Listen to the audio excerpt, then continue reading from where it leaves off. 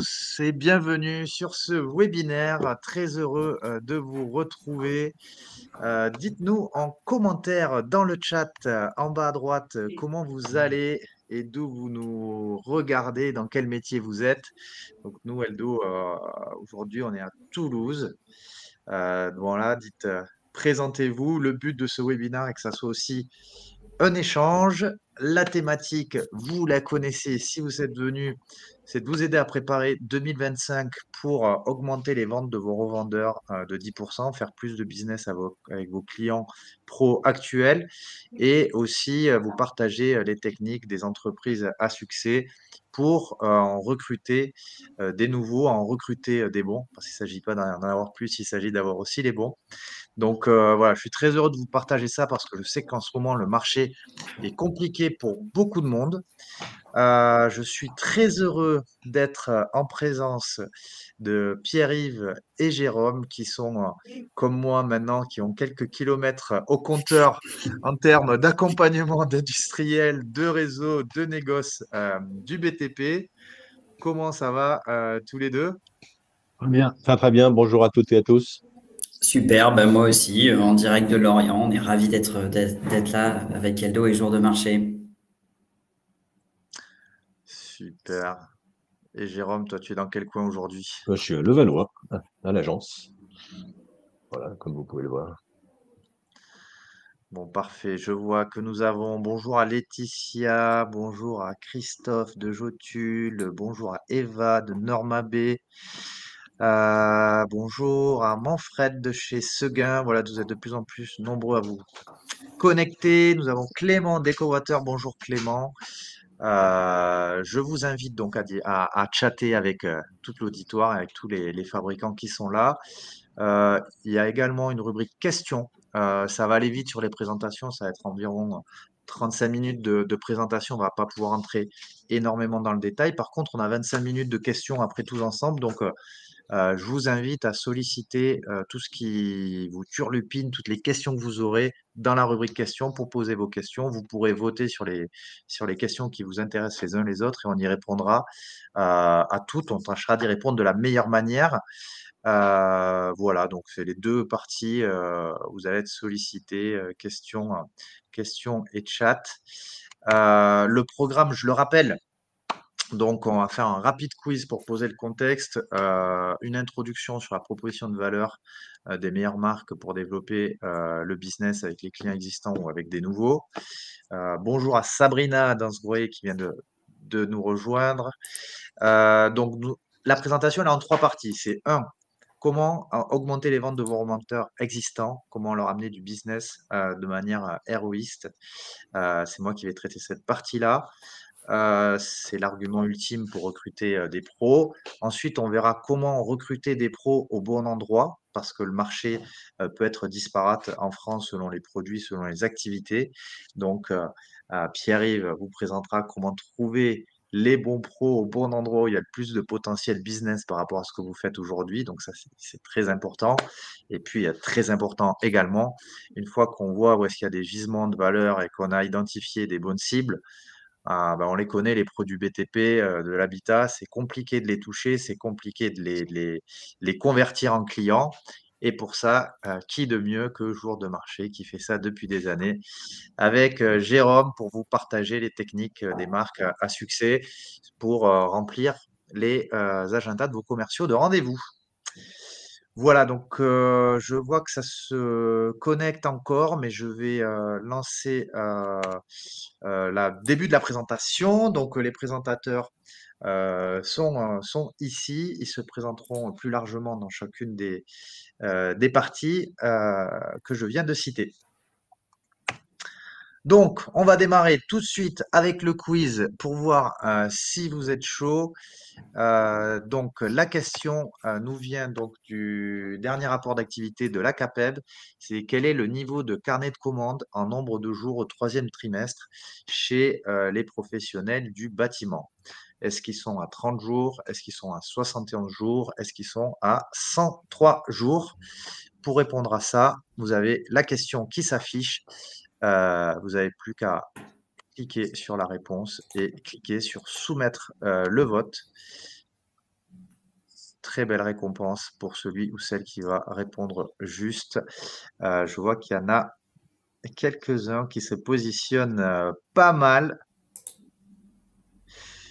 Et effectivement, une majorité l'a bien trouvé.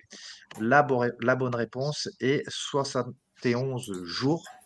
Alors, ce qu'il faut savoir, par contre, c'est qu'en l'espace de 2 ans, on a perdu 30% dans les carnets de commandes et que selon la dernière conjoncture, on est à moins 10% sur le BTP par rapport à l'année dernière et moins 5% sur le segment rénovation. Je pense vous êtes nombreux à être impactés, vous êtes dans les budgets pour 2025, ça va pas être simple non plus, mais en tout cas, on a voulu se mobiliser pour vous partager les techniques de ceux qui arrivent à faire de la croissance. Donc, c'est bien l'objet de ça aujourd'hui, c'est comment faire plus de business avec vos pros et comment recruter les bons, parce qu'il ne s'agit pas d'en avoir forcément plus, il s'agit de trouver les bons et de faire plus de business avec ceux-là sur le secteur à plein potentiel. Vous êtes d'accord avec moi, Pierre-Yves et Jérôme? Parfait. Allez, On est impeccable. prêt, on est chaud.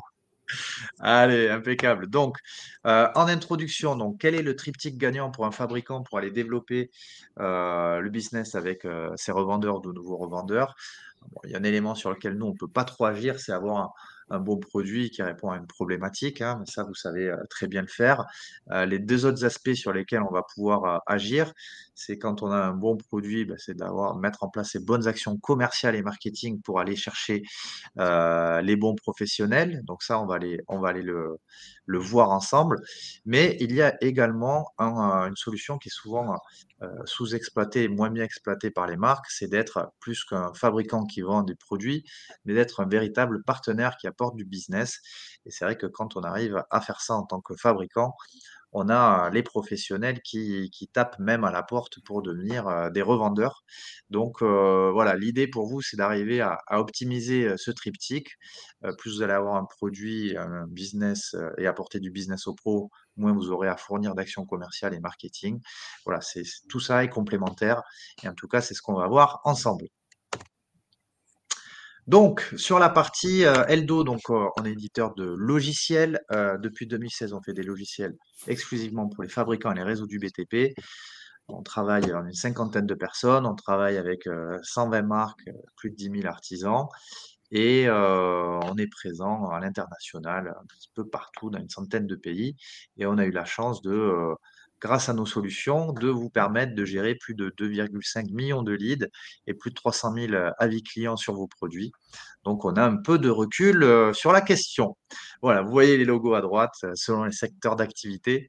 Euh, voilà, je vois qu'il y a des clients, j'en profite pour les remercier de leur confiance et de leur présence parce que notre but, c'est accélérer la rénovation durable tous ensemble. Donc, apporter du business à ses clients, c'est clairement le levier le plus puissant pour faire plus de ventes avec vos clients et en trouver des nouveaux. Je faisais une interview avec Najib et un industriel et il disait clairement, mais aujourd'hui, ce qu'on attend des industriels, c'est ça. Euh, Clairement, en particulier, il achète aussi une marque, un produit et qui de mieux que l'industriel pour aller promouvoir son produit. Nous, on est là pour le vendre et l'installer. Donc, ça sort de la bouche des pros. Je voulais vous partager ça.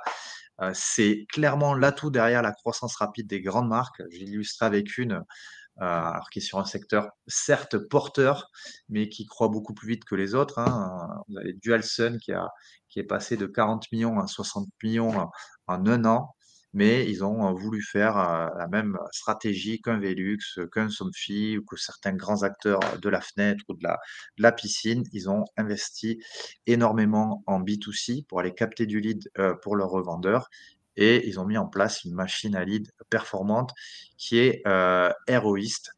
Ce que voulais vous dire, il n'y a pas besoin d'avoir un budget TV pour y parvenir. Avec un système efficace, il y en a pour tous les budgets. Vous pouvez investir 50 000 euros pour aller générer 500 000 euros de vente. Tout dépend de votre taux de transformation. Et puis, quand vous voyez que vous avez un ratio de 1 à 10, on peut faire ça à plus grosse échelle, hein, avec 200 000 euros de budget, là, générer 2 millions. Et en tout cas, ce qui est bien, c'est qu'on peut commencer petit. Et derrière, quand vous savez démontrer les gains, vous pouvez aller chercher plus de budget, soit auprès de votre direction, auprès de vos investisseurs, parce que quand on sait qu'un euro investi en marketing génère 10 en vente, c'est beaucoup plus simple d'aller sortir du budget ou alors de réduire un peu l'acquisition B2C pour pouvoir avoir un système héroïste qui permet de savoir où est-ce qu'il est bon d'investir en termes d'acquisition et de produits et de campagnes. Donc clairement, quand vous maîtrisez ça, c'est carrément les pros qui viennent à vous parce que ça se sait très vite. Qu'est-ce qu'il faut pour avoir une machine à lead performante? Les ingrédients de la réussite, il y en a 4. C'est des bons leads. On va voir ce que c'est après.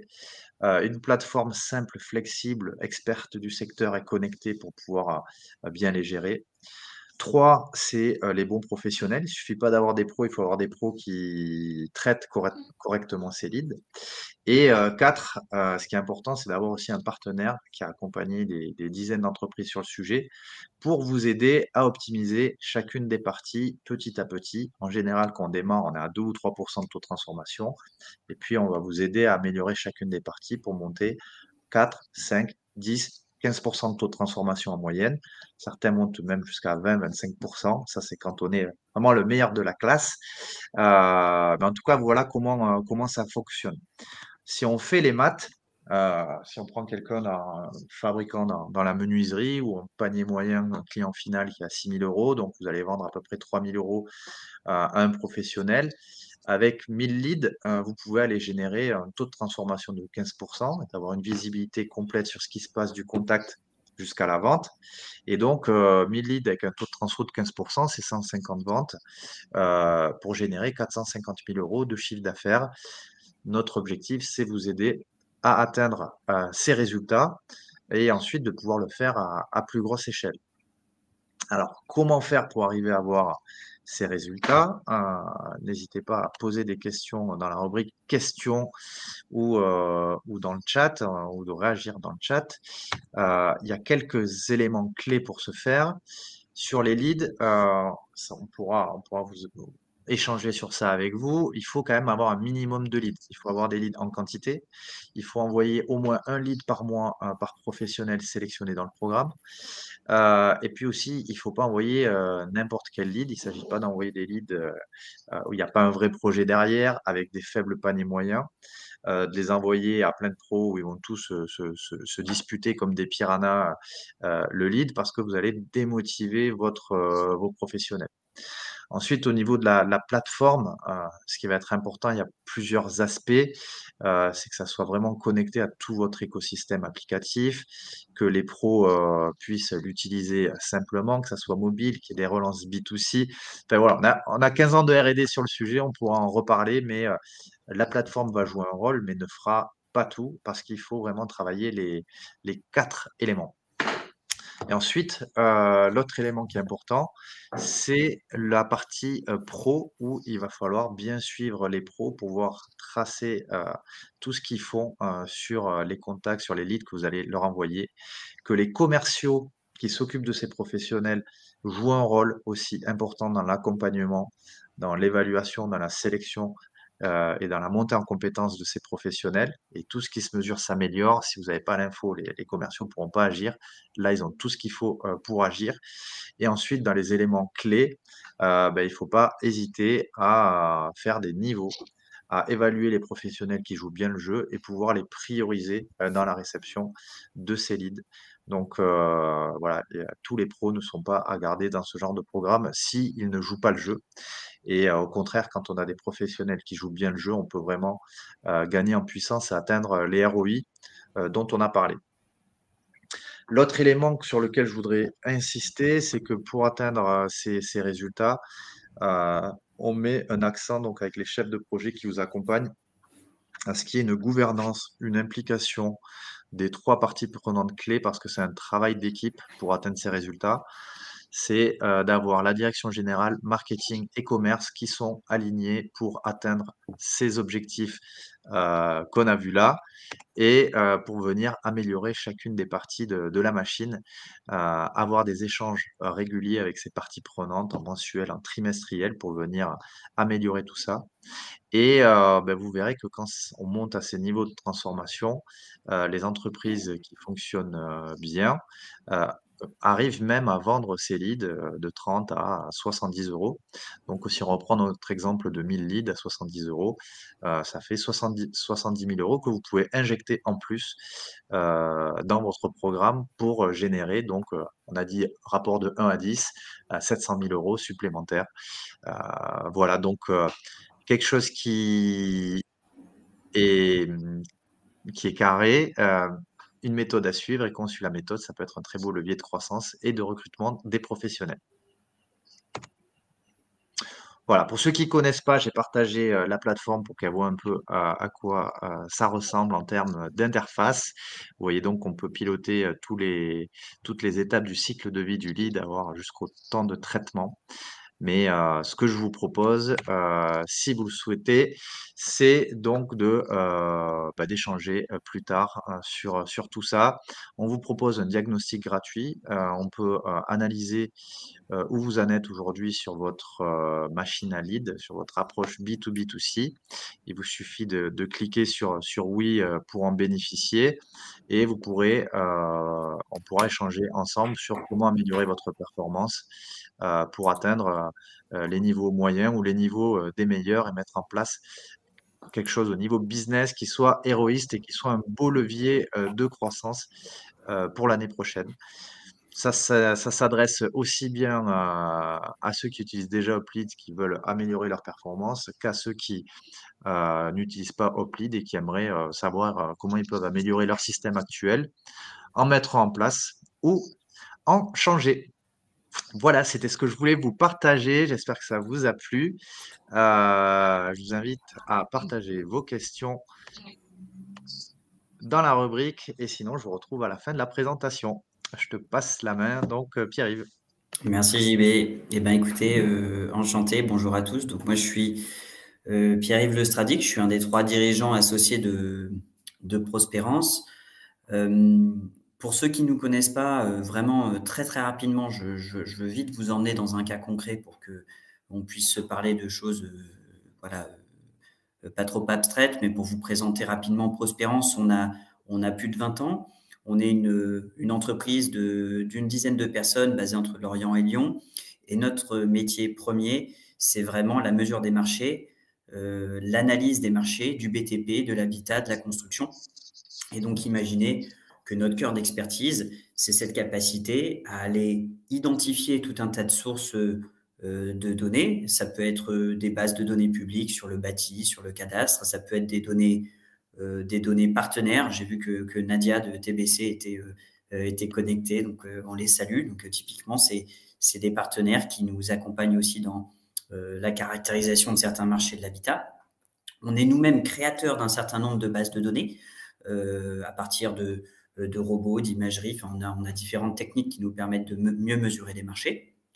Ces fameux marchés sont toujours ceux de l'habitat, de la construction. Vous allez voir que l'exemple que je vais vous présenter, il est centré sur des produits de la fermeture, mais on sait travailler sur vraiment tout ce qui a trait au monde du BTP. Et tous ces environnements data que l'on construit et que l'on rend exploitables, on les rend exploitables à nos clients à travers différentes solutions qui vont aller du géomarketing de l'habitat, de l'animation de réseau, de l'analyse d'implantation, en passant par des applications extrêmement opérationnelles de prospection, par exemple. Et donc, c'est là que commence à rejoindre un petit peu les éléments dont vous parlez, Jean-Bernard, plus tôt. On est là aussi pour vous permettre d'identifier des bons professionnels pour revendre, installer vos produits, vous fabricants. Alors, ce que je vous propose pour que ce soit concret et aller quand même assez rapidement à l'essentiel, c'est de vous partager un cas d'usage. Nous, la conviction qu'on a développée chez Prospérance, c'est cette conviction que les fabricants, les industriels, parfois, face à la répartition géographique de leur marché, sont un petit peu à l'aveugle.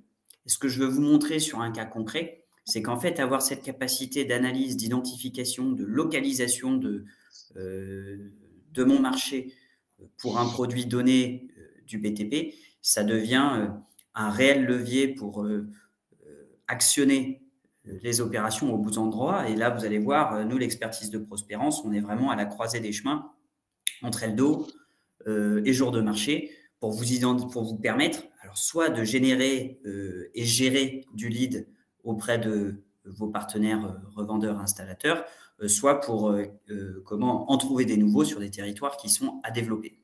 Alors, ce que je vous propose, on va faire quelque chose de… on va sortir des slides. Je vais vous partager mon écran. Vous allez me dire si ça fonctionne bien.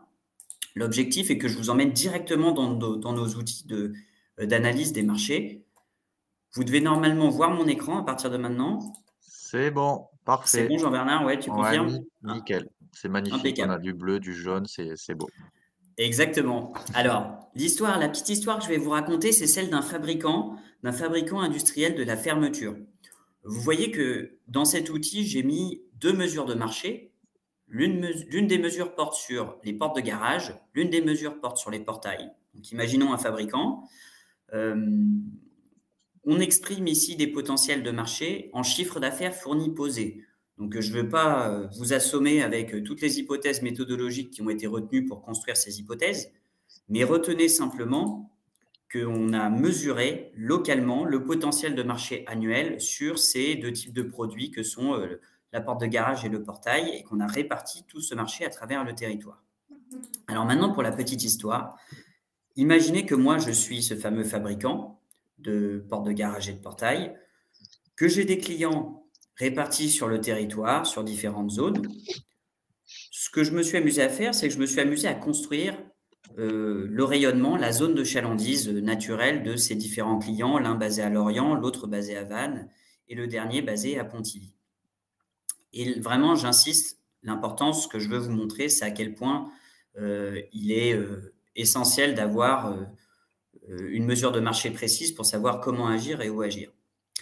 La première chose que vous allez remarquer, c'est que les potentiels de marché des zones qui sont accessibles à mes partenaires revendeurs installateurs, elles n'ont pas du tout le même potentiel de marché. Vous voyez que j'ai des petites pastilles. La zone de Vannes, elle vaut un peu plus de 6 millions d'euros sur les 2 familles de produits. La zone de Lorient, la deuxième, elle vaut plutôt un peu moins de 5 millions. Et la zone de Pontivy, ici que j'ai dessinée, elle est légèrement au-dessus de 2 millions. Premier constat donc, que je dresse, c'est que cette zone distribuée par Vannes est une zone qui comporte un potentiel de marché très important. Élément suivant. Une fois que j'ai appréhendé ce surplus de marché sur la zone de Vannes, la question que je vais me poser, c'est est-ce que finalement mon partenaire à Vannes me permet de bien exploiter tout le marché de son rayonnement naturel, de sa zone de chalandise. Alors, vous voyez qu'ici, on a des communes avec des numéros, des pastilles. Et ça correspond en réalité à l'ordre des potentiels. Vous voyez que la première commune de la zone, c'est la commune de Vannes. Elle vaut 685 000 euros de potentiel de marché fourni posé sur les 2 familles de produits. Autrement dit, un peu plus de 10% du potentiel de la zone. Le deuxième potentiel ici, c'est Sarzeau au sud. Et le troisième, c'est Carnac. Enfin, vous voyez que vous avez des zones bleues, des zones à fort potentiel qui sont un petit peu éparpillées partout autour de ma zone. Si je vais encore plus loin et que je regarde comment est-ce que mon partenaire travaille ce territoire, je vais me rendre compte, à étudier la localisation de ses ventes, qu'il a une part de marché globalement sur sa zone d'environ 3,5%, pour un peu plus de 200 000 euros de CA qui est réalisé sur le secteur. Et vous voyez ce qui se passe localement, quand on est très très proche de son showroom, j'ai des parts de marché à plus de 6%, plus de 5%, vous voyez, Séné, Saint-Avé, Vannes, Sarzeau. Quand je suis dans les communes à fort potentiel, quand je suis près de son showroom, je suis à des parts de marché supérieures ou égales à 5%. Mais j'identifie aussi certaines communes où les parts de marché sont beaucoup plus faibles. Carnac, la troisième, 1,5. Quiberon, 1,6. Auray, 1,1. Autrement dit, j'ai des communes à fort potentiel qui aujourd'hui sont peu travaillées par mon partenaire.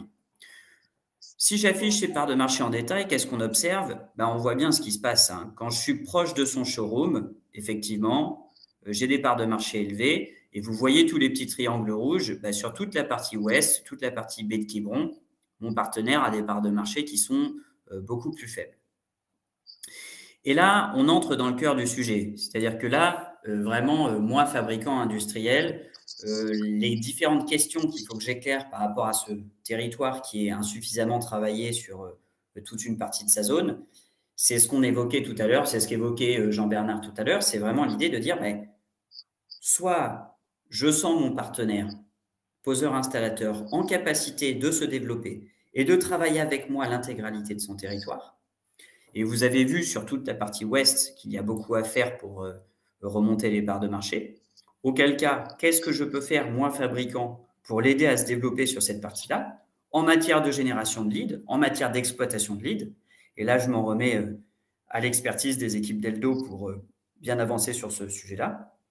Mais comprenez aussi que je peux conclure de cette analyse des parts de marché locales et des potentiels de marché locaux, je peux aussi conclure qu'avoir un client, aussi fort soit-il, basé à Vannes pour travailler un secteur aussi large, je peux aussi conclure que c'est insuffisant et qu'il me faut identifier des professionnels complémentaires pour distribuer et installer mes produits sur la partie ouest de ce territoire local. Et là, ça m'amène progressivement plutôt vers l'expertise de Jérôme, de jour de marché. C'est ma capacité à aller sur cette zone complémentaire, identifier les bons professionnels. Alors là, je vais changer d'écran. Je ne sais pas si Jean-Bernard, tu peux me confirmer. Je te confirme que c'est bon. J'allais te poser, mais comment on fait pour identifier les bons pros sur ce secteur? Ah, mais t'es parfait en transition. Heureusement que tu es là. Donc là, vous voyez le point vert ici à l'écran. Donc là, je suis sorti de cette logique de mesure des marchés. Je ne suis plus sur des unités géographiques. Je suis vraiment sur l'identification des acteurs. Donc, vous vous souvenez, je suis fabricant de portes de garage, de portails.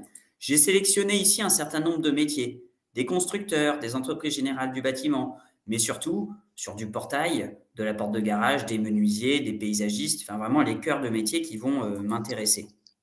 J'ai dit que probablement, si je cherche des nouveaux professionnels, je vais m'orienter sur la partie ouest du secteur pour remonter mes parts de marché. Je vais m'intéresser à ce qui peut se passer là, peut-être autour d'Orée. Je vois que j'ai un pôle d'acteurs un petit peu significatif. Je vais m'intéresser à qui sont ces acteurs. Je vais me concentrer, admettons, sur des acteurs, vous voyez, comme les menuisiers. Je peux aller cliquer sur des différents acteurs, caractériser ces acteurs-là, aller chercher des informations complémentaires sur eux, ce qui va me permettre après de confirmer qu'ils sont, pour moi, peut-être de bonnes cibles pour devenir des partenaires poseurs-installateurs de mes produits en tant que fabricant. Donc, vous l'avez compris, à partir de là, je suis en capacité de bien cibler le fléchage du territoire. Alors, je vais conclure très rapidement avant de rendre la main à Jérôme. Ce qui est vraiment important d'avoir en tête, et nous, c'est vraiment la conviction qu'on a développée avec les équipes de Prospérance depuis ces longues années maintenant, c'est que globalement, quand on voit, nous, certains de nos clients, certains des acteurs travailler à l'aveugle, et bien souvent, on peut avoir un jugement approximatif de la situation. On va regarder un partenaire revendeur-installateur avec un chiffre d'affaires assez important, on va s'en satisfaire. Là où, en fait, si on ne l'a pas mis en perspective du potentiel de marché, on ne va pas forcément apprécier le fait qu'il y a beaucoup plus à aller chercher sur un territoire déjà source de beaucoup de chiffre d'affaires qu'un autre territoire qui est peut-être déjà saturé à cause de son potentiel de marché. Le deuxième élément, c'est vraiment cette mise en adéquation ressources et potentiel de marché. C'est le cas de figure qu'on a parcouru ensemble. C'est j'ai regardé un territoire, il est insuffisamment travaillé sur toute une partie des communes à fort potentiel. Comment je peux m'assurer que j'ai mis les bonnes ressources commerciales, j'ai mis les bonnes ressources de communication, j'ai mis ce qu'il faut en matière de génération et de gestion de lead avec des expertises précieuses comme celle d'Eldo. Et surtout, être dans une réflexion un petit peu long terme, c'est-à-dire me dire « Ah, bah super, je suis hyper content, j'ai trouvé un très bon partenaire à Vannes. Oh, il marche bien, il a un superbe showroom, c'est génial de travailler avec lui. » Mais attention, encore une fois, là, quand on est dans une logique de se dire « Alors oui, c'est très opportuniste, j'ai trouvé un bon partenaire », il faut quand même que je prépare la suite. Est-ce que ce partenaire, il va me mettre en capacité de travailler l'intégralité des territoires à fort potentiel qui m'intéressent? Et si ce n'est pas le cas, si c'est insuffisant d'avoir un ou deux clients sur une zone, comment, avec des acteurs comme Jour de Marché, je me mets en capacité d'atteindre des nouveaux professionnels avec les bonnes caractéristiques pour être les meilleurs ambassadeurs de mes produits et développer mon chiffre d'affaires localement. Voilà, j'espère, écouter en tout cas qu'à travers ce cas concret, ça a été moins abstrait pour vous d'imaginer voilà, comment cibler mon travail vraiment de développement. Alors pareil, n'hésitez pas à travers les sondages, les questions, on y reviendra après. Hein, je serais ravi d'échanger avec vous sur toutes les questions que vous pourriez avoir. J'ai pris un exemple, encore une fois, sur le portail de la porte de garage, mais on pourra aussi évoquer les différents marchés qu'on sait bien mesurer. Et je vais rendre la main donc à Jérôme qui va vous présenter la suite logique de cette histoire, cette capacité à aller atteindre des professionnels aux bons endroits. Super, Pierre-Yves, merci beaucoup. Bonjour, rebonjour à toutes et à tous. J'en connais certains ou certaines qui sont dans la salle. Donc moi, je m'occupe au sein de l'agence Jour de Marché que vous connaissez sans doute du pôle digital. Et avec une particularité, c'est que je suis très orienté sur les programmes de conquête et fidélisation de revendeurs installateurs pour les industriels et par extension pour les retailers et les négoces. Voilà. Et donc cette agence existe depuis 14 ans. Dans les jours qui viennent, on va le fêter. Et elle est spécialisée 100% bâtiment et habitat. Donc, c'est notre ADN et notre karma de faire ça et de vous accompagner. Alors aujourd'hui, je vais rapidement rebondir sur ce qu'a dit JB et ce qu'a dit Pierre-Yves. Ce que dit Pierre-Yves est très intéressant, vous allez le voir, c'est que le vrai problème, un des gros problèmes, c'est de sourcer de la data de qualité. Voilà. Ensuite, je vais vous montrer un écosystème et on va regarder les KPI et les facteurs clés de succès. Mais au cœur du système de la conquête d'installateurs, c'est la data de qualité qu'il faut aller chercher ou se mettre en situation que l'installateur qui nous cherche nous trouve et que l'installateur de qualité qui nous cherche nous trouve. On travaille toujours autour de 4 piliers, nos programmes, quand on accompagne un partenaire. On sait qu'on a un premier niveau, c'est qu'il faut que notre marque soit séduisante auprès de ses installateurs. On est dans un univers du B2B, donc il faut trouver des médias et des médiums pour aller. Et il faut qu'on aille sur tous les touch points où on est en contact avec un installeur et pas seulement digitaux. C'est ça qui est intéressant à l'agence Jour de Marché. C'est comme nous avons un pôle animation de réseau, un pôle événementiel avec des roadshows, des événements, des journées portes ouvertes, etc., etc. On est capable d'aller à la rencontre et de les séduire sur tous les touch points où on va rencontrer un professionnel dans un négoce ou sur un site internet. Le deuxième point, c'est il faut communiquer avec les pros. Il y a une espèce de rumeur qui traîne qu'ils sont submergés de mails. C'est faux. Ils ne sont pas submergés de mails. Ils sont en attente du bon mail, du bon industriel avec lequel ils veulent travailler. Et là, vous pouvez y aller. 2 par mois, 3 par mois. On verra tout à l'heure qu'il faut que les contenus soient de qualité. C'est la ligne du dessous. C'est-à-dire que la ligne du dessous, c'est un contact qualifié contre un contenu de qualité. C'est un deal. Voilà, si je veux conquérir un installateur et je veux récupérer ses coordonnées, il faut que je fasse un deal gagnant-gagnant. Voilà, je te donne un contenu de qualité, tu me donnes tes coordonnées. C'est au cœur de tout l'écosystème des call to action, le call to action n'étant que l'expression de cette idée. Voilà, et enfin, une fois que c'est fait, par tous les systèmes possibles, vos CRM, etc., etc., par d'autres systèmes, si vous ne les avez pas, Eldo sait faire aussi de temps en temps, sur la branche pro, nous faisons appel à Eldo parce qu'il n'y a pas de database pratique. L'un data installateur est un bien précieux parce que vous venez, au fil des points précédents, de dépenser du temps, de l'argent, de l'énergie. Vous allez le voir, vous avez même engagé toute votre entreprise, on le verra tout à l'heure, parce qu'un programme de conquête installateur, ce n'est pas un gadget marketing. C'est un choix de la direction dont on parlera tout à l'heure. Voilà, je vais vous montrer rapidement un cas client. On l'a démarré en 2020, donc c'est vous dire l'écosystème que vous allez voir. À gauche, comment j'influence. Je vais influencer par la publicité, donc c'est un grand acteur dans le monde des énergies renouvelables que nous accompagnons. Et je travaille notamment avec eux sur l'ensemble du programme depuis 2018 maintenant. Comment j'influence la marque, aussi bien par les médias en offline du monde du bâtiment, qui sont très joueurs, hein, ces médias du monde du bâtiment. Hein. On peut faire avec eux beaucoup de choses pour émerger. Voilà. Et puis ensuite, toute la vie qui se passe sur le terrain, la vie des réseaux sociaux. Donc ça, c'est une partie dont on doit absolument s'occuper pour qu'il ait l'oreille attentive à la marque, il ait l'oreille attentive à votre marque, que vous émergiez et que vous puissiez l'influencer. Le deuxième point, c'est les touchpoints. Les principaux touchpoints, on va en résumer, c'est tout l'écosystème web, un site, deux sites, un blog, des landing pages, enfin voilà, tout ce qu'on peut mettre en place pour exister sur les requêtes que font les installateurs eux-mêmes. Donc là, ils vous cherchent ou ils cherchent de l'information, ils doivent vous trouver. Je ne rentre pas dans le détail aujourd'hui des SEO, SIA, enfin vous connaissez tous, mais on travaille aussi là-dessus pour émerger sur les bonnes cibles. Le monde central est un monde vivant, est un monde vrai. Je travaille dans le digital, mais je travaille dans une agence terrain. Donc, le monde central, c'est les salons, les roadshows, les journées portes ouvertes. La seule différence, c'est que sur tous ces événements, il faut capter. Il ne faut pas seulement présenter les produits, expliquer, serrer la louche et aller boire un coup. À un moment donné, il faut connecter, capter cette data, on le verra sur le point d'après. Voilà. Et enfin, le troisième volet, qui est un peu le fond de rayon de la communication de conquête, c'est l'email automation, les programmes d'email marketing où j'ai dit qu'à partir d'un beau programme, et on va le voir maintenant sur des contenus de qualité, je peux générer des leads prospects. Donc ça, c'est le troisième volet, le volet de la captation.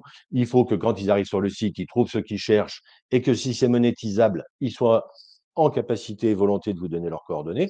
Si c'est pas monétisable parce que c'est un PDF qu'ils doivent télécharger, ben voilà, ils téléchargent. Mais il y a des contenus qu'on peut monétiser, ils sont prêts à donner leurs coordonnées parce que ce contenu les intéresse.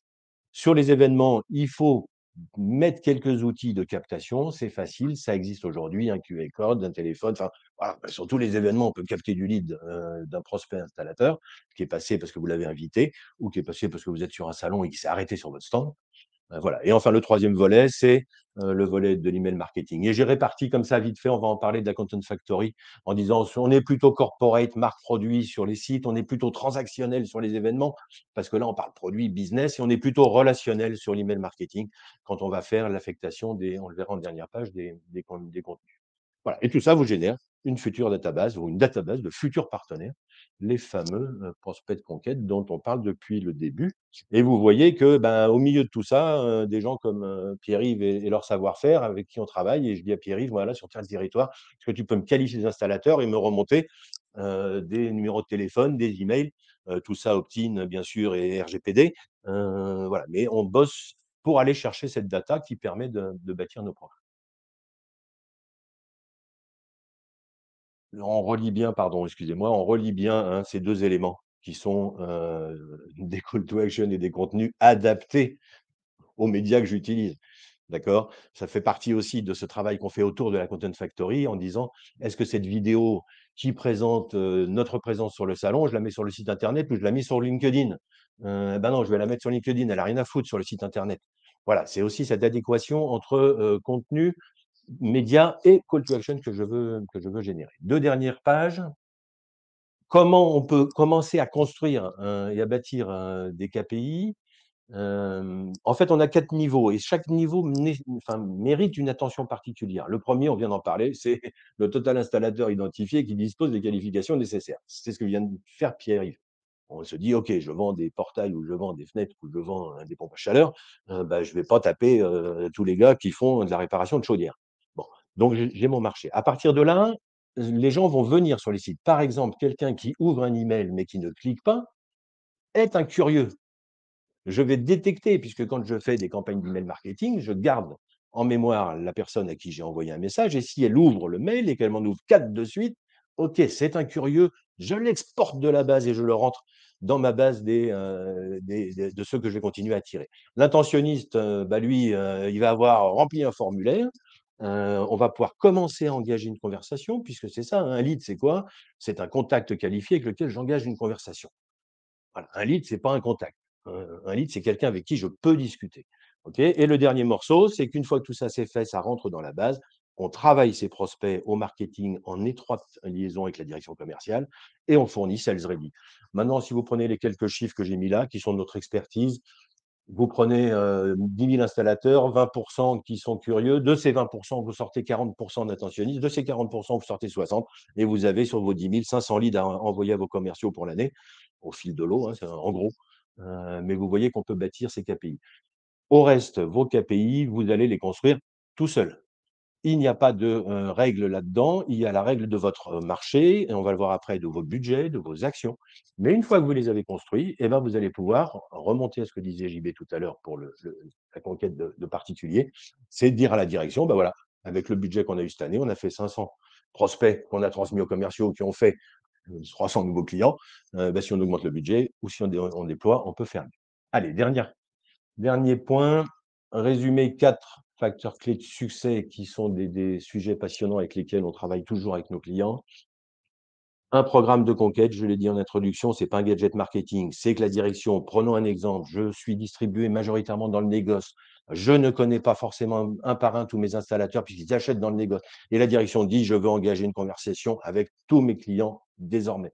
Eh ben, ça commence par aller chercher des prospects. Voilà. Et de pouvoir leur parler pour que quand ils vont dans le négoce, ils disent, oh, au fait, on m'a parlé de telle marque et c'est de celle-là que je voudrais installer. Donc, toute l'entreprise va être engagée, l'ADV, l'administration des ventes, qui sont des gens en contact, la réception téléphonique dans une entreprise professionnelle où un installateur, un prospect appelle en disant, tiens, au fait, blabla. Bon, voilà, tout ça, c'est de la captation possible. L'écosystème que je vous ai présenté, il a mis du temps à être construit, mais néanmoins, il doit être bien synchronisé. Pas de trou dans la raquette. Vous savez, dans les vieux systèmes Wi-Fi qu'on avait, s'il y avait un fil de débranché, ben, il y en avait un qui marchait. Alors, c'est plus vrai aujourd'hui avec le Bluetooth, mais c'est ce qu'on appelait, nous, les stratégies haute fidélité. Pas de fil débranché dans l'écosystème. Le budget, il doit être cohérent avec la croissance de chiffre d'affaires attendue. C'est pour ça qu'on revient au point numéro 1 de la direction. OK, vous voulez faire croître votre business. C'est quoi les budgets qu'on doit affecter? Croissance sur les années. Et enfin, planification. Il faut démarrer, insister, insister, insister, s'inscrire dans la durée, ne pas se décourager parce que sur un email, tout à coup, on fait un taux d'ouverture de 5, mais sur le suivant, on va faire un taux d'ouverture de 30 et avec un taux de clic de 20 et avec un taux de transformation de 10. Bon, voilà. C'est tout cet écosystème qui se construit et sur lequel nous, au sein de l'agence, en étroite collaboration avec tous les services, on travaille. Voilà. Alors, comme Jean-Bernard, si vous êtes intéressé, moi, je suis à votre disposition et l'équipe aussi. Je vous ai mis ce point comme point de départ. Bien souvent, c'est un très bon point de départ que vous voyez peut-être plus là, mais qui est de travailler sur l'adéquation entre la Content Factory, c'est-à-dire tous les contenus qui existent dans l'entreprise, et il y en a des tonnes, il y en a des tonnes de partout, dès que vous ignorez, et leur utilisation en fonction des médias et des touchpoints avec vos clients. Voilà, donc merci beaucoup pour votre écoute et puis on est à votre disposition. Je reste à votre disposition pour toutes les questions. Merci beaucoup, Jérôme. On a quelques questions, en effet, à laquelle on va répondre. On a oublié le call to action pour Pierre-Yves, si vous voulez échanger avec Prospérance, voilà, sur la partie géomarketing pour identifier sur votre marché là où vous avez le plus de potentiel. Je vous invite à réserver un créneau pour qu'il vous recontacte simplement en répondant oui. Et vous pourrez voir dans votre contexte avec vos produits ce que ça peut donner. Alors, on va attaquer avec les questions. Mélanie Trumelet, la présentation nous sera-t-elle partagée? Tout à fait, vous allez recevoir un replay. Dites-moi si vous voulez les slides aussi. En général, on envoie le replay, mais si vous voulez les slides aussi, on peut vous l'envoyer. Ensuite, comme question, comment faites-vous pour avoir des données de marché fiables chez Prospérance et pour les ventiler sur toutes les villes de France? Alors, c'est un vaste sujet. Je vais essayer d'être relativement concis. Alors, d'abord, ce qu'il faut imaginer, c'est qu'en toute humilité, on n'a pas la prétention d'avoir quelque chose d'absolument parfait, mais on met toute notre intelligence pour canaliser ce qu'on estime être des mesures de marché quand même d'assez haute précision. En tout cas, vous avez vu les mailles géographiques de l'exemple que je vous ai présenté. C'est vraiment ça notre objectif. Comment on fait? Ce qu'il faut imaginer sur la caractérisation des marchés, c'est qu'on a vraiment deux étapes. On a d'abord la volumétrie des marchés. Et donc là, on s'appuie sur différentes sources d'acteurs qui sont, je dirais, plus à même que nous de caractériser la volumétrie annuelle d'un marché. Donc, j'évoquais TBC tout à l'heure. Typiquement, c'est vraiment un de leurs cœurs d'expertise. J'ai vu qu'on avait différents acteurs du chauffage bois ou granulé qui étaient connectés aussi au webinaire. Là, vous le savez mieux que moi, il y a des études de l'ADEME comme observeur, il y a des études comme celles réalisées par des fédérations professionnelles euh, de certains métiers du bâtiment qui nous permettent d'accéder à ces fameuses données de volumétrie. En ce qui concerne la ventilation locale du marché, la meilleure façon dont je pourrais vous l'expliquer, c'est essayer d'imaginer qu'on a construit une sorte de cadastre, mais très enrichi de différentes sources, dont un certain nombre sont publics. Donc, on va aller dire, vous voyez, à partir de bases comme les données INSEE, à partir de bases comme celles du CSTB, à partir de bases comme celles des diagnostics de performance énergétique, on va être capable de requalifier toute une partie du bâti, toute une partie du cadastre en disant, ben voilà, tel logement dans telle commune, il présente un certain nombre de caractéristiques d'âge, de profil d'occupant, de matériaux, d'exposition. Il est dans une région où la culture de certains biens d'équipement d'habitat est plus ou moins importante. Il a des caractéristiques diverses liées au bâti. Et en fait, à partir de toute cette caractérisation des logements cibles, on va être capable de dire pour chaque logement s'il était un bon candidat ou pas à l'installation ou à la rénovation de tel ou tel bien de l'équipement. Voilà, et donc c'est vraiment ce travail-là que l'on fait avec nos clients sur mesure. Hein. C'est une étape chez nous qu'on appelle une étape de paramétrage de nos solutions, où vraiment on va aller essayer de mieux comprendre le marché final de notre client pour amener le meilleur algorithme possible, la meilleure caractérisation possible du marché de notre client. Super, très clair. Merci beaucoup, Pierre-Yves. Deuxième question pour Eldo. Est-ce que les taux de transformation varient par typologie de produit? Donc ça, j'ai souvent la question. Et notre conviction chez Eldo, c'est que ça ne dépend pas forcément du produit, ça va dépendre de est-ce que vous optimisez tous vos process, ce qu'on a vu ensemble, tous les facteurs clés de succès, la qualité des leads, la quantité des leads, l'accompagnement des pros. En fait, quel que soit le produit, si vous gérez bien, vous pouvez atteindre des taux de transformation à plus de 15%. Donc voilà, donc à disposition pour creuser comment optimiser votre performance actuelle, indépendamment de votre secteur d'activité. Question pour Jérôme. Est-ce que la préparation d'une Content Factory, donc de l'approche que tu as présentée, est-ce que ça nécessite, qu'est-ce que ça nécessite en termes de temps, de délai et d'investissement financier? Alors, deux aspects de réponse. Pourquoi je m'intéresse en particulier à ça quand on démarre une collaboration? Parce que l'élaboration du programme tel que je l'ai présenté ici dans son schéma général, c'est un peu un entre-soi entre la direction générale, la direction marketing et les équipes marketing, et la direction commerciale et au moins les chefs des ventes qui vont être au départ concernés. Or, ce type de programme n'a de chance de réussir que si on embarque toute l'entreprise. Voilà, parce que tout à coup, c'est un axe fort du développement commercial de l'entreprise. On va aller conquérir des nouveaux installateurs moyennant un plan digitalisé, enfin, ou de communication on et offline.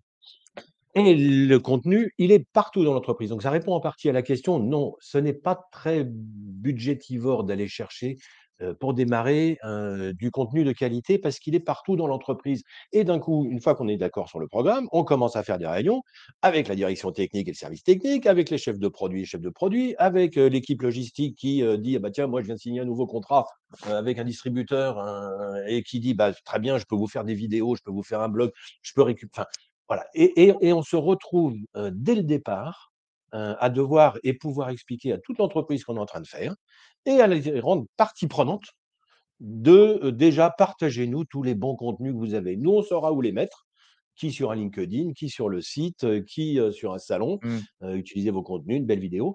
Voilà. Après, oui, il peut se trouver qu'on soit amené à devoir développer des contenus, notamment dans tout ce qui est audiovisuel, où il faut, produire, il faut faire de la production, parce que ça n'existe pas, voilà. Mais, non, la Content Factory est le cœur du lancement et de la vie d'un programme de conquête installateur. Parce que en permanence, on doit se poser la question: «Est-ce que ce que je propose l'intéresse au point de me donner son nom?» Enfin, je veux dire, c'est remettons ça dans la Et vraie vie, quoi. du coup, Est-ce que Jérôme, est-ce que pour avoir des éléments de repère, donc j'entends que tu réutilises beaucoup ce qui existe déjà, qui n'est pas forcément bien exploité, que tu viens le compléter avec des contenus à valeur ajoutée. Euh, pour commencer à chasser, ça prend quoi? Ça prend 1 mois, ça prend 2 mois, ça prend 3 mois, ça prend 6 mois. oh non, ça c'est le pour commencer à chasser, ça prend, allez, 1 mois, 1 ou 2 mois. Si on dit déjà, dans le site existant, puisque toutes les entreprises ont un site et on n'a pas la prétention de refaire tous les sites. On va les Ouais, bien on sûr. va les call to actioniser. On va mettre du call to action inside. Donc, déjà, on va peut-être pouvoir dire: «Bah, tiens, on va intégrer quelques éléments», mais en email marketing, en se basant sur les datas, soit qu'on a trouvé sur le marché, soit qu'on a trouvé grâce à des équipes qualifiées comme Prospérance. Et se bâtir un plan d'email marketing, en 2 mois, on démarre, et avec des contenus existants. Voilà, après si on dit: «Il faut produire ça», mais comme après c'est récurrent, j'ai dit: «Ça s'arrête jamais». Si vous arrêtez, vous disparaissez, enfin je veux dire, et puis un de vos concurrents va prendre la place, Oui, bien sûr, bien sûr. Ouais, ouais. voilà. Très Donc non, clair. c'est rapide. Un démarrage est rapide, voilà, et surtout il faut passer par l'embarquement de toutes les personnes concernées dans l'entreprise, Ah que oui, ça devienne un vrai beau projet d'entreprise avec un beau kick-off, qu'on s'est organisé aussi d'ailleurs. super. J'ai une question pour Eldo. Est-ce que vous générez les leads? Alors, nous, on va plutôt être là pour vous aider à transformer. Mais par contre, on a tout un réseau de partenaires qui peuvent vous aider à générer des leads, comme Jour de marché d'ailleurs aussi sur la partie B2C. Et on a les partenaires pour générer des leads sur à peu près tous les métiers. Partenaires aussi pour qualifier les leads si vous voulez externaliser la qualification de vos leads pour envoyer des leads hyper quali. Donc, on peut vous aider à optimiser votre dispositif parce qu'on a tous les partenaires, mais c'est pas nous directement qui allons gérer des campagnes d'acquisition de leads, de climatisation, de cheminées ou autre, mais on peut vous aider sur cet aspect-là. J'ai une question pour Pierre-Yves, mais j'ai perdu. C'était est-ce que la solution est plutôt utilisée par les services marketing, commerciaux ou les deux, ou direction générale d'ailleurs, qu'est-ce qui prend et qui utilise la solution en général? Alors il y en a deux, hein. Il y en a une pour identifier le potentiel marché, il y en a une autre pour identifier les contacts. À qui ça s'adresse? Alors, on a, c'est une, voilà, on a 4 grandes typologies d'utilisateurs de nos solutions, qui correspondent à des usages assez spécifiques. La première, je dirais, si je pars des usages plus stratégiques en allant vers des usages plus opérationnels, je dirais l'usage premier, en termes de stratégie, c'est vraiment des directions générales, des directions commerciales, des directions stratégie, dans un usage qui est celui de mesurer des parts de marché à travers un territoire, de travailler des opérations de croissance externe, de travailler des budgets. Parce qu'avoir une mesure précise de son marché et de sa répartition, ça donne une idée assez précise de la capacité à aller chercher à ressources données du supplément de chiffre d'affaires. Donc ça, c'est vraiment la première catégorie d'utilisateurs. Si on parle maintenant de la partie plutôt commerciaux, direction commerciale, là, vous avez vu nos différents jeux de solutions. Là, je dirais, il y a un usage très pratique qui est celui d'aller chercher, encore une fois, des professionnels, hein, des nouveaux distributeurs. Là, être vraiment dans une logique de prospection. Et après, si je rentre dans un peu une autre façon de fonctionner, si je suis un fabricant qui travaille un peu moins en diffus, mais qui peut être amené à travailler avec un réseau un peu plus exclusif, vous voyez, de partenaires un peu premium, de concessionnaires, voire de franchisés, là, dans l'usage de nos outils, vous retrouvez des profils d'utilisateurs qui sont à la fois des développeurs réseau, mais aussi des animateurs réseau, qui vont s'appuyer sur notre outil à la fois pour accompagner les partenaires d'un réseau à mieux comprendre, mieux appréhender leur territoire. Et là, on retombe sur les problématiques plutôt Eldo. Comment je gère le lead, comment je développe localement autour de mon partenaire les territoires. Et puis, le développeur réseau, lui, je dirais, c'est l'utilisateur évident de nos solutions. Lui, il va construire un maillage du territoire avec cet objectif d'avoir le maillage le plus équilibré possible, dense dans les zones à fort potentiel, généreux dans les zones où il faut aller travailler plus loin. Mais voilà, c'est vraiment les différents types de typologies. C'est globalement, ça permet aussi, je suis assez sensible à ce que disait Jérôme sur le fait d'embarquer les différentes fonctions de l'entreprise dans une même logique. Une des grandes forces de notre solution, c'est que ça remet un langage commun sur ce travail du territoire et du développement du réseau de poseurs-installateurs. Ça remet tout le monde autour d'une même visualisation du sujet, du même outil, de la même compréhension du marché, avec des accès et des usages qui ne sont pas tout à fait les mêmes, mais en tout cas, ça fait un vrai pivot sur la façon de travailler le développement de l'entreprise. Oui, je pense que merci Pierre-Yves. On a vraiment ça en commun tous les trois, c'est que dans l'histoire qu'on a racontée, quelle que soit la problématique, il y a un vrai enjeu de faire travailler ensemble la direction générale, commerciale, marketing, ADV dans le commerce. Et c'est la clé de la réussite à chaque fois, clairement. Je pense que nous sommes arrivés au bout des questions. Avez-vous quelque chose à dire en conclusion, mes chers compatriotes?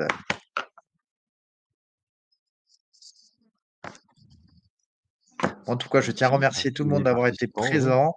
On a essayé de vous donner du concret, du factuel, pour vous donner envie d'aller creuser un peu plus aussi les sujets, de vous aider à préparer 2025 parce qu'on sait que c'est pas très simple en ce moment. Les indicateurs qu'on a, c'est quand même que ça a l'air de repartir au mois d'octobre. Donc voilà, moi en tout cas, je voudrais conclure sur un message d'optimisme en disant qu'en étant tous soudés, on va arriver à faire avancer les choses de la bonne manière l'année prochaine. Et merci beaucoup Pierre-Yves et Jérôme d'avoir répondu à l'appel et d'avoir Bernard. bossé pour construire Ouais, ce beau message. Avec grand plaisir. merci, merci. Merci tout le monde. Bonne journée. Au revoir. Merci, à Au bientôt. revoir.